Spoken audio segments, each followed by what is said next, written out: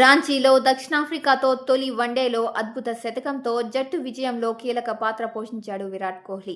ఈ మ్యాచ్లో రోహిత్ కూడా చక్కటి అర్ధ శతకం సాధించాడు. ఈ సందర్భంగా సామాజిక మాధ్యమాల్లో అభిమానులు గౌతమ్ గంభీర్ను లక్ష్యంగా చేసుకుని విమర్శలు చేయడం మొదలుపెట్టారు. పనిగట్టుకుని భారత క్రికెట్లో రోహిత్ కోహ్లీల ప్రాధాన్యం తగ్గించడానికి గౌతమ్ గంభీర్ ప్రయత్నిస్తున్నాడన్నది వారి ఆరోపణ. న్యూజిలాండ్ ఆస్ట్రేలియా టెస్ట్ సిరీస్లో ఓటమికి బాధ్యులుగా చేస్తూ రోహిత్ కోహ్లీలకు పొమ్మనకుండా పొగబెట్టేశారనే చర్చ కొన్ని నెలలుగా నడుస్తోంది.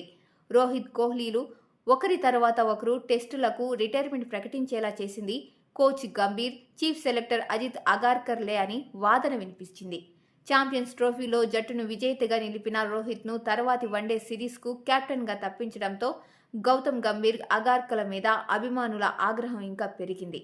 ఇటీవల దక్షిణాఫ్రికాతో టెస్ట్ సిరీస్లో టీమిండియా వైట్ వాష్కు గురి కావడంతో వారి ఆగ్రహం కట్టలు తెంచుకుంది. ఈ పరాభవానికి బాధ్యత తీసుకొని అతను కోచ్గా తప్పుకోవాలనే డిమాండ్లు గట్టిగా వినిపించాయి. రెండో టెస్టు ఓటమి అనంతరం గువాహటిలో పెద్ద ఎత్తున గంభీర్కు వ్యతిరేకంగా నినాదాలతో మైదానం హోరెత్తడం గమనార్హం. గంభీర్ విషయంలో ఇటు రోహిత్, అటు కోహ్లీ అసంతృప్తితోనే ఉన్నట్లు సంకేతాలు కనిపిస్తున్నాయి. ఐపీఎల్ అనంతరం వీరిద్దరూ ఒక దశలో ఇంగ్లాండ్ పర్యటన కోసం సన్నద్ధమవుతూ కనిపించారు. కానీ హఠాత్తుగా టెస్టులకు రిటైర్మెంట్ ప్రకటించడం అందరినీ ఆశ్చర్యపరిచింది.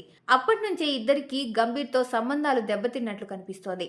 గంభీర్ కోచ్గా ఉండగానే భారత జట్టు ఛాంపియన్స్ ట్రోఫీ గెలవగా తర్వాత ఓ కార్యక్రమంలో రోహిత్ మాట్లాడుతూ ఆ టోర్నీలో గెలిచిన జట్టును ద్రావిడ్ తయారు చేశాడని పేర్కొనడం గమనార్హం.